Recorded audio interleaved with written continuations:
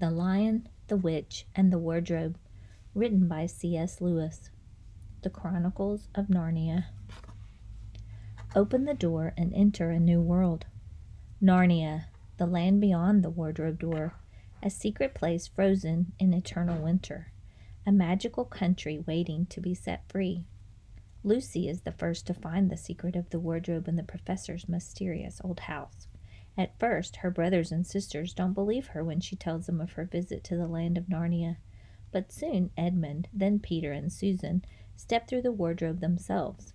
In Narnia, they find a country buried under the evil enchantment of the White Witch. When they meet the great lion, Aslan, they realize they've been called to a great adventure and bravely join the battle to free Narnia from the witch's sinister spell. The Chronicles of Narnia by C.S. Lewis, Book 2, The Lion, the Witch, and the Wardrobe, illustrated in color by Pauline Baynes.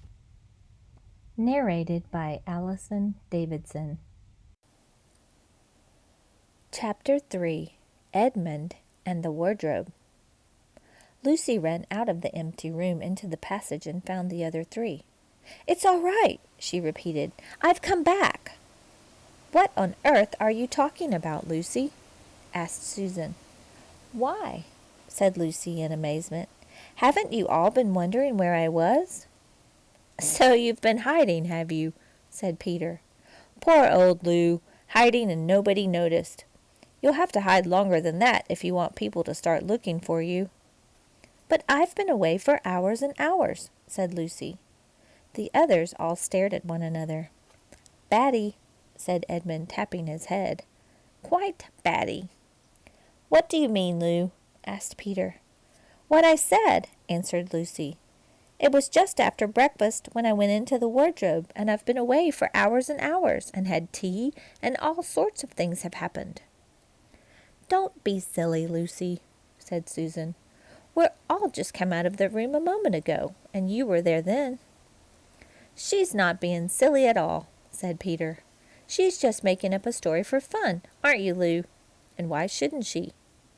"No, Peter, I'm not," she said. It's a magic wardrobe. There's a wood inside it, and it's snowing, and there's a faun and a witch, and it's called Narnia. Come and see." The others did not know what to think, but Lucy was so excited that they all went back with her into the room. She rushed ahead of them, flung open the door of the wardrobe, and cried, "Now! Go in and see for yourselves." "Why, you goose," said Susan, putting her head inside and pulling the fur coats apart. "It's just an ordinary wardrobe. Look, there's the back of it." Then everyone looked in and pulled the coats apart, and they all saw, Lucy herself saw, a perfectly ordinary wardrobe. There was no wood and no snow, only the back of the wardrobe, with hooks on it. Peter went in and rapped his knuckles on it to make sure that it was solid. "A jolly good hoax, Lou," he said as he came out again. "You have really taken us in, I must admit. We half believed you." "But it wasn't a hoax at all," said Lucy. "Really and truly, it was all different a moment ago. Honestly it was, I promise." "Come, Lou," said Peter. "That's going a bit far. You've had your joke. Hadn't you better drop it now?" Lucy grew very red in the face and tried to say something, though she hardly knew what she was trying to say, and burst into tears. For the next few days she was very miserable. She could have made it up with the others quite easily, at any moment, if she had brought herself to say that the whole thing was only a story made up for fun. But Lucy was a very truthful girl, and she knew that it was really in the right, and she could not bring herself to say this. The others, who thought she was telling a lie, and a silly lie too, made her very unhappy. The two older ones did this without meaning to do it. But Edmund could be spiteful, and on this occasion he was spiteful. He sneered and jeered at Lucy, and kept on asking her if she had found any other new countries in the other cupboards all over the house. What made it worse was that these days ought to have been delightful. The weather was fine, and they were out of doors from morning to night, bathing, fishing, climbing trees, and lying in the heather. But Lucy could not properly enjoy any of it. And so things were until the next wet day. That day, when it came to the afternoon and there was still no sign of a break in the weather, they decided to play hide and seek. Susan was it, and as soon as the others scattered to hide, Lucy went to the room where the wardrobe was. She did not mean to hide in the wardrobe because she knew that she would only set the others talking again about the whole wretched business. But she did want to have one more look inside it, for by this time she was beginning to wonder herself whether Narnia and the fawn had not been a dream. The house was so large and complicated and full of hiding places that she thought she would have time to have one look into the wardrobe and then hide somewhere else. But as soon as she reached it, she heard steps in the passage outside, and then there was nothing for it to do except to jump in the wardrobe and hold the door closed behind her. She did not shut it properly because she knew it was a very silly thing to shut oneself into a wardrobe, even if it is not a magic one. Now the steps she heard were those of Edmund, and he came into the room just in time to see Lucy vanishing into the wardrobe. He at once decided to get into it himself, not because he thought it was a particularly good place to hide, but because he wanted to go on teasing her about her imaginary country. He opened the door.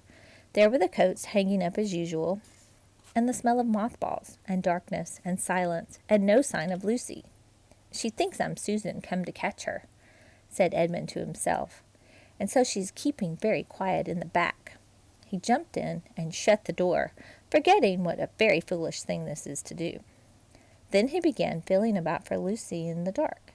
He had expected to find her in a few seconds, and was very surprised when he did not. He decided to open the door again and let in some light, but he could not find the door either. He didn't like this at all, and began groping wildly in every direction. He even shouted out, "Lucy! Lou!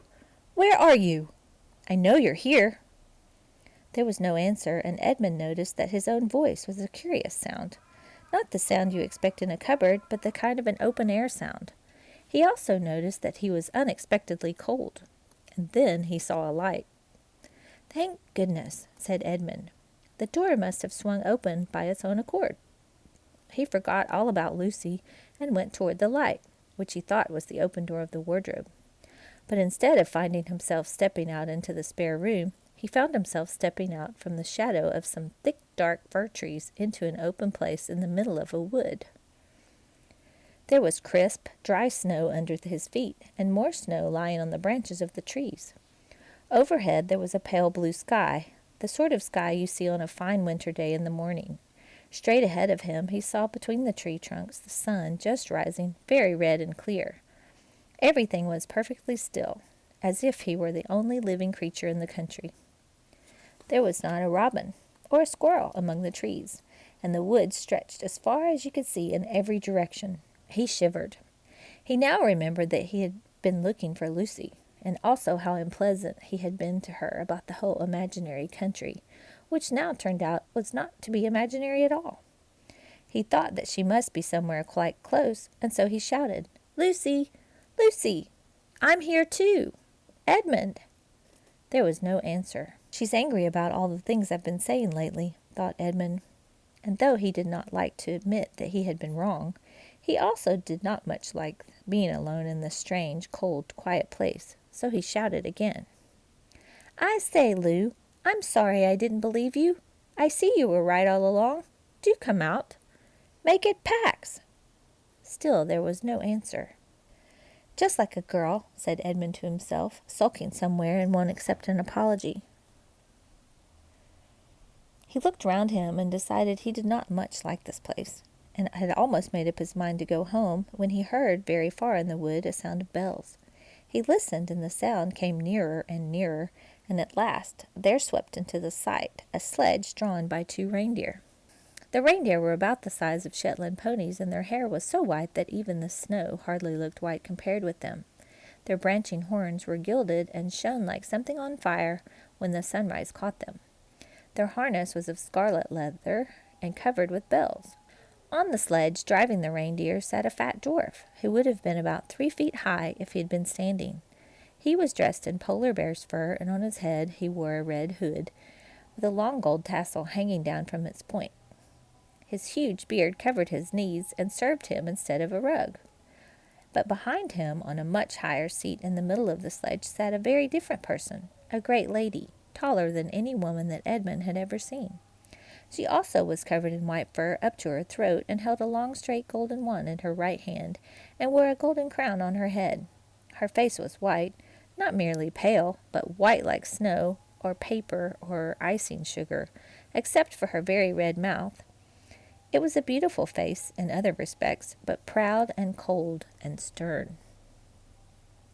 The sledge was a fine sight as it came sweeping toward Edmund with the bells jingling and the dwarf cracking his whip and the snow flying up on each side of it. "Stop!" said the lady, and the dwarf pulled the reindeer up so sharp that they almost sat down. Then they recovered themselves and stood, champing their bits and blowing. In the frosty air, the breath coming out of their nostrils looked like smoke. "And what, pray, are you?"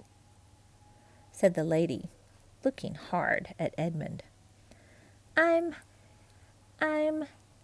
My name's Edmund," said Edmund, rather awkwardly.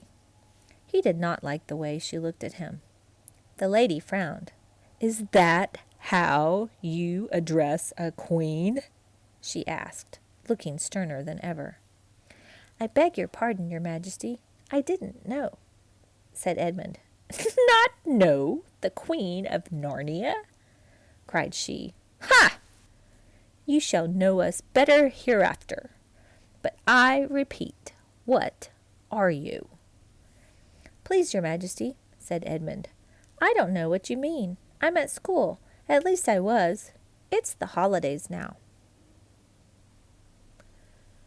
Join us for Chapter 4, Turkish Delight, The Lion, the Witch, and the Wardrobe, written by C.S. Lewis, narrated by Allison, Davidson.